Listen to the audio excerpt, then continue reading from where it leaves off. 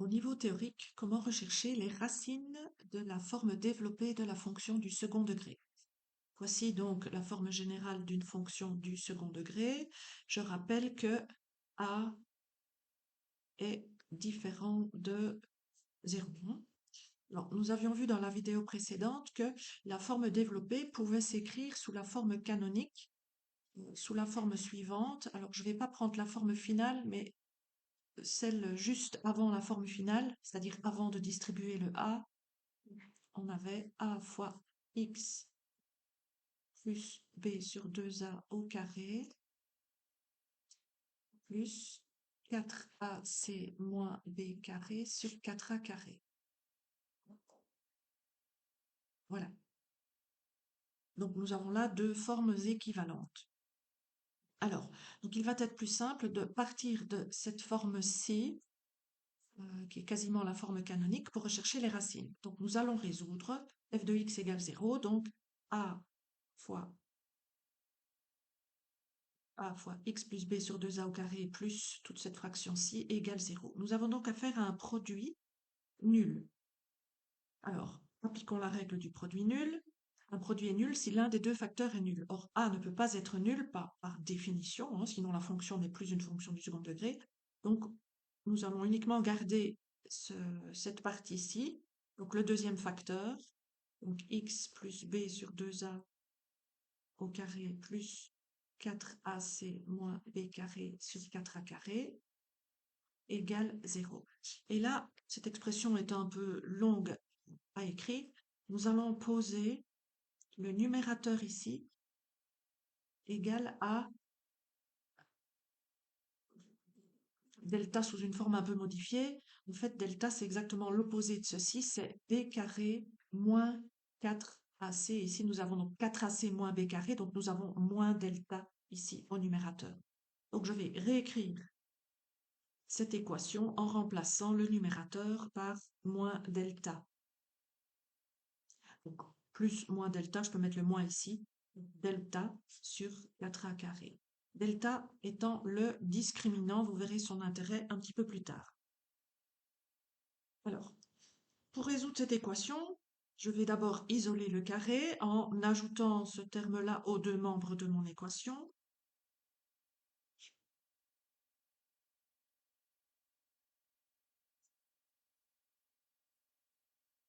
Et là, nous avons un carré dans le membre de gauche, donc cette équation ne sera possible que si le membre de droite est positif. Alors, voyons voir, développons un petit peu ou analysons un peu cette structure-là. Nous savons déjà que A est strict, est non nul et qu'il est mis au carré. Donc, A carré est donc un nombre positif. 4 est aussi un nombre positif, ce qui veut dire que l'entièreté du dénominateur ici est positif. Donc, la résolution de cette équation, ou plutôt le nombre de solutions, va dépendre du numérateur ici, c'est-à-dire du signe de delta. Donc, on va analyser trois situations. Le premier cas, prenons le cas le plus rapide, si delta est de signe négatif. Je rappelle que delta, vous l'obtenez en calculant b carré moins 4ac. ABC se trouve dans l'expression générale de la forme développée de la fonction du second degré. Qu'est-ce qui se passe si delta est négatif? Nous avons donc x, donc le carré ici, qui est égal à cette fraction-là, qui va donc donner un résultat négatif, puisque vous avez un delta négatif sur un dénominateur positif, égal à un nombre négatif, mon carré. Eh bien, ça, c'est une équation impossible. Vous savez qu'un carré ne peut pas donner un résultat négatif. Donc, en termes de racine, ça veut dire que il n'y a pas de racine pour la fonction lorsque delta est de signe négatif. Deuxième cas de figure, si delta est nul. Mon équation ici devient x plus b sur 2a au carré égale, eh bien, delta qui vaut 0, divisé par n'importe quel réel, ça fait toujours 0. Et là, l'équation est simple à résoudre, puisqu'il n'y a que le carré de 0 qui donne 0. Donc, il faut ici que x plus b sur 2a soit égal à 0. Isolons x, nous avons donc x égale moins b sur 2a. Autrement dit, quand delta est nul, l'équation admet une racine réelle.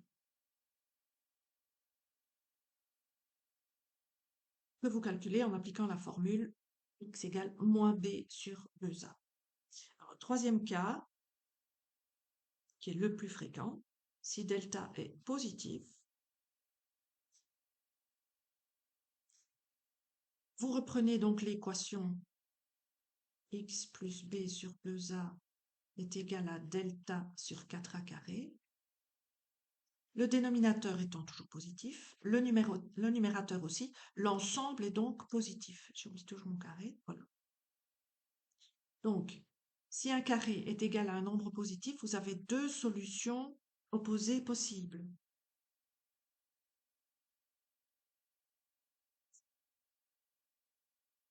Deux solutions opposées, et donc j'extrais bien la racine carrée de toute cette fraction. Voilà. Alors, est-ce que je peux éventuellement simplifier ceci? Je vais le noter ici à côté, oui.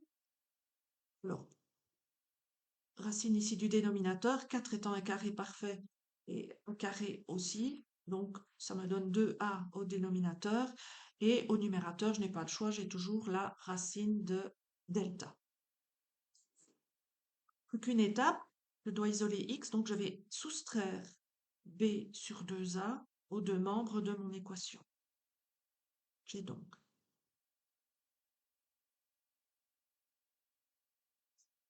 plus ou moins racine de delta sur 2a moins b sur 2a.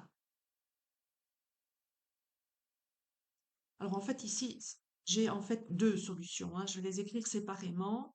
La première avec le signe plus, la deuxième avec le signe moins. Et regardez, je vais mettre au même dénominateur, d'autant plus qu'ils sont déjà identiques. Donc 2a. Et je vais écrire ma première racine que je vais noter x1 avec le signe plus. Donc je vais avoir racine de delta moins b. Et l'autre racine qui est moins racine de delta moins b. Donc, lorsque delta est positif, votre fonction du second degré, elle admet deux racines distinctes.